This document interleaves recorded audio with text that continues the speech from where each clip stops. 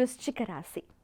విశాఖ 4వ పాదం, అనురాధ 4 పాదాలు, జ్యేష్ఠ 4 పాదాలు, ఆదాయం 2, వ్యయం 14, రాజపూజ్యం 5, అవమానం 3. ముఖ్యంగా వృశ్చిక రాశి స్త్రీలకు ఈ సంవత్సర కాలంలో నూతన అవకాశాలను అందిపుచ్చుకుంటూ ఉంటారు. వీరికి ఏంటంటే శ్రమ అధికమే, ఖర్చులు అధికమే.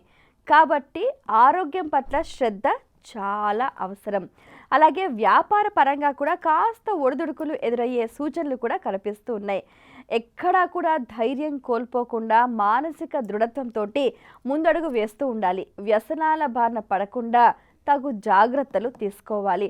మీకు సమయానికి డబ్బు అందుతుంది, అనుకూలమైన వాతావరణం సమయానికి తగ్గట్టుగా మీకు కలిసి వస్తుంది. ఎప్పుడు అనంటే స్వధర్మం పట్ల మీరు ఎప్పుడైతే నిలబడతారో అప్పుడు మీకు మంచి ఫలితాలు వస్తాయి. కాబట్టి ధర్మమే మిమ్మల్ని రక్షిస్తుంది. స్వధర్మం నిధనం శ్రేయ అని అంటూ ఉంటారు కదా, దానికి తగ్గట్టుగా ధర్మో రక్షతి రక్షితః. మీరు ఎప్పుడైతే ధర్మానికి కట్టుబడి ధర్మ మార్గంలో ఉంటారో ఎన్ని రకాల విపత్తులు ఎదురైనా కూడా అవి మిమ్మల్ని ఏమీ చెయ్యలేవు.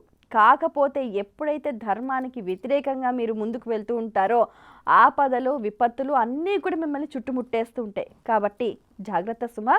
ఇక ఈ సంవత్సర కాలంలో ఏంటంటే శని కాస్త ఆస్తి నష్టాన్ని, ధన నష్టాన్ని కూడా అందిస్తూ ఉన్నారు. ఇక ఈ రాశి వారి మహిళలకు ముఖ్యంగా అద్భుతమైన శుభకాలం ఏది అని అంటే కూడా అక్టోబర్ 18 నుంచి డిసెంబర్ 5 వరకు చాలా చక్కటి శుభకాలం గోచరిస్తూ ఉంటుంది.